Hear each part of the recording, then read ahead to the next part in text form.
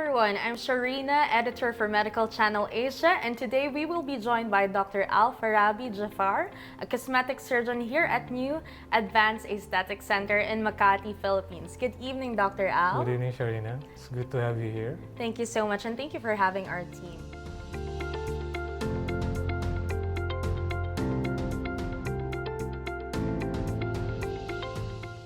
And today we will be discussing something very interesting, Doc. I think this topic is gathering so much attention on social media, not only in European countries, but it's now slowly coming to the Asian countries. That's why I am really hyped to talk about this, which is BBL.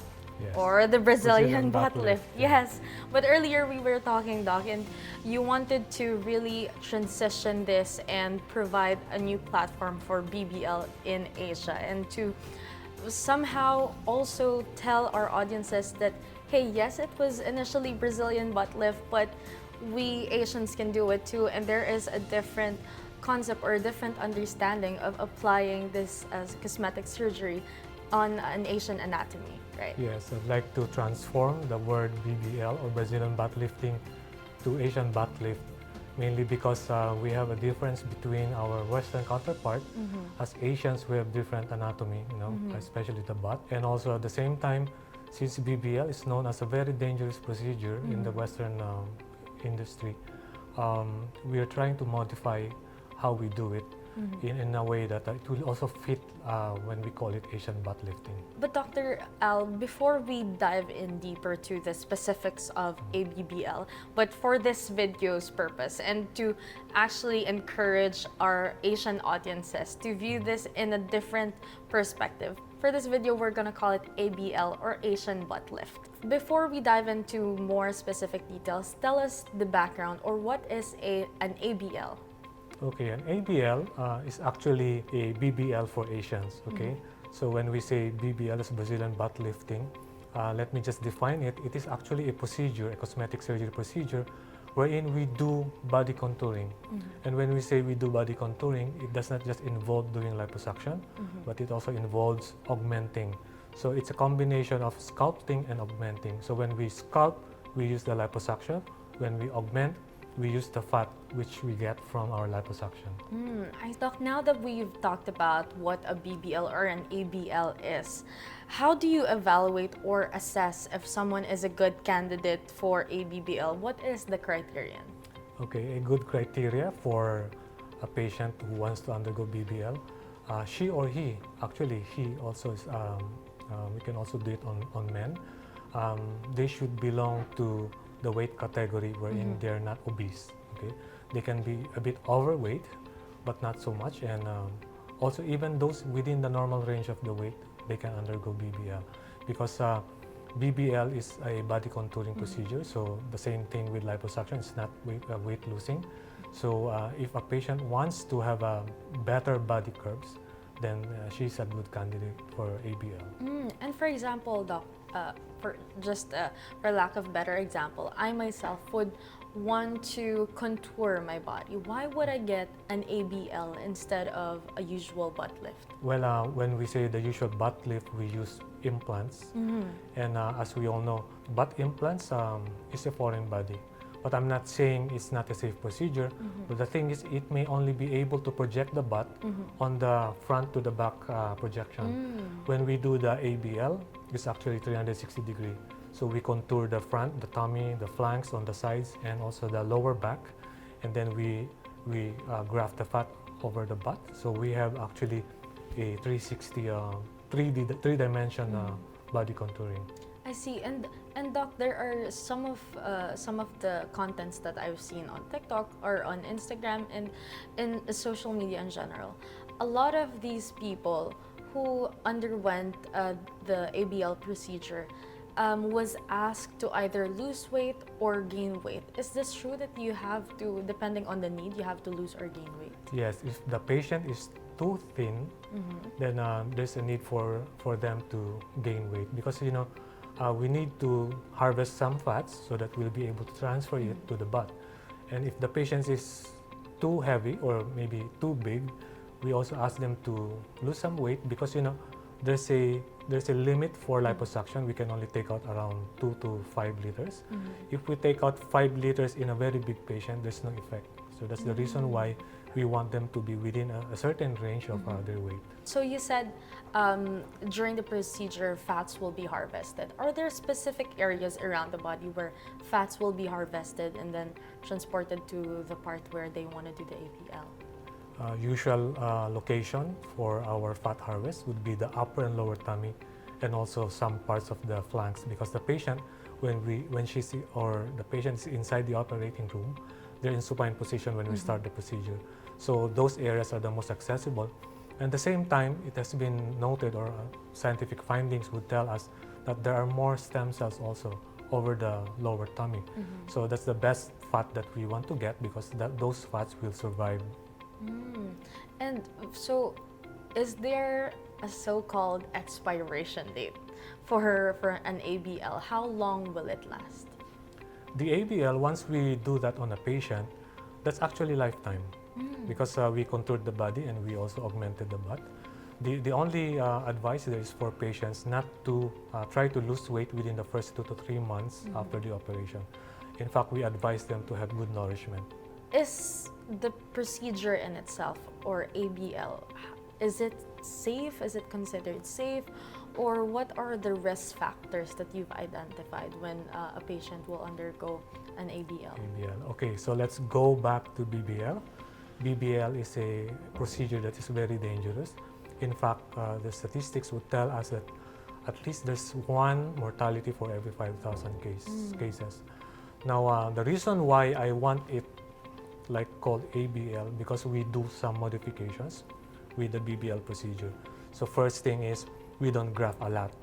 With BBL, they graft a lot. They go like 800 cc to 1.2 liters per butt. For ABL, we just maintain within the 400 cc limit per butt. At the same time, we also don't do grafting into the muscle of the butt. For our procedure, we want to make it safe. That's why we only graft fat into the fat layer. So that's one modification that we do, or that we did, in order for us to lower down the chances of any morbidities or mortalities for this procedure. And now we jump to post-procedure, Doc. How long will this scarring last, or how long is it expected to stay? How long is the recovery time? I saw like some questions on TikTok asking, when will I be able to sit? Am I allowed to sit right after the procedure, and all of those things? So the difference for Asian butt lifting is that there's no problem with sitting down, okay? Because the grafting that we do on Asian butt lift is over the sides of the butt, which is a common problem with Asians. We call it hip dip. So when we graft over the sides of the butt, we essentially are not doing it over the back of the butt, which is the pressure point when we sit down. Of course, if we have extra fats, we do graft over we call it posterior or back part of the butt, and that's the only time we advise them not to sit too much over the area. But it's not the usual, like you're not allowed for 3 weeks or up to 6 weeks not to sit on your butt. For Asian butt lift, the patient can do anything except lie down on the sides, which is where our graft is located. Okay, so it's not as harsh as BBL, because this is a very targeted procedure that is common, that addresses a problem common to Asians, specifically the hip dip. I think a lot of Asians, especially women like myself, always look at the mirror and say, "Oh, I wish I could get rid of this hip dip." For me, it ruins any outfit. That's the thing with hip dips. Or you're in your swimsuit and you feel you're feeling yourself, and then suddenly you see your hip dip, and there goes your insecurity, right? There goes your confidence down the drain.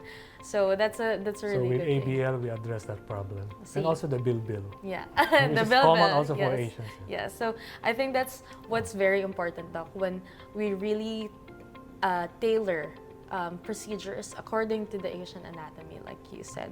But I'm also curious, Doc. So for someone like me who might be wanting to get an ABL, when is the best time to resume my normal activities? For example, I work out a lot.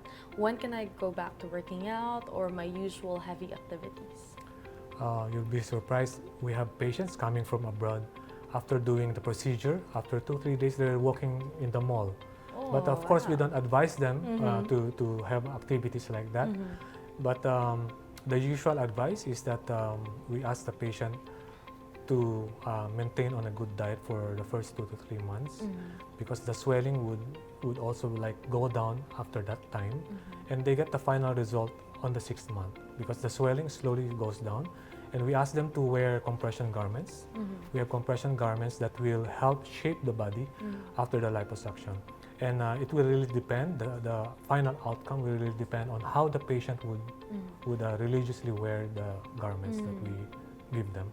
And before we wrap this up, Doc, what would you advise, for example, someone like me or anyone watching this video who's thinking of getting an ABL but they could be afraid or they might have reservations? How would you encourage them to get it and not be afraid to do it? Okay, the fact that we now call it Asian butt lifting is that we have modified the procedure to make it safer as compared to its origin, which is the Brazilian butt lifting. So we have like formulated a lot of modifications wherein we don't do this anymore. We adjust the volume, we adjust where we graft the fat.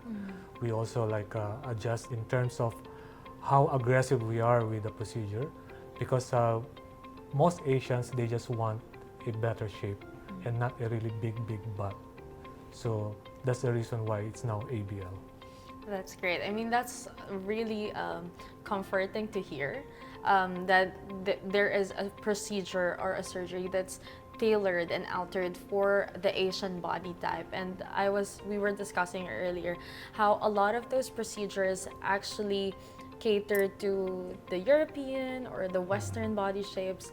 And now that we have this knowledge, I think it will give a sigh of relief to a lot of our viewers, especially our Asian audiences. And I think my takeaway here is, understanding plastic surgery in our context, in the way that we will relate to, gives us a breath of fresh air for all of us. So thank you so much, Doc, for this time, and thank you for explaining very well to our Asian audiences what used to be a Brazilian butt lift, but now you're transforming into Asian butt lift. Yes. Our pleasure. Thank you so much, Doc. Thank you. Thank you.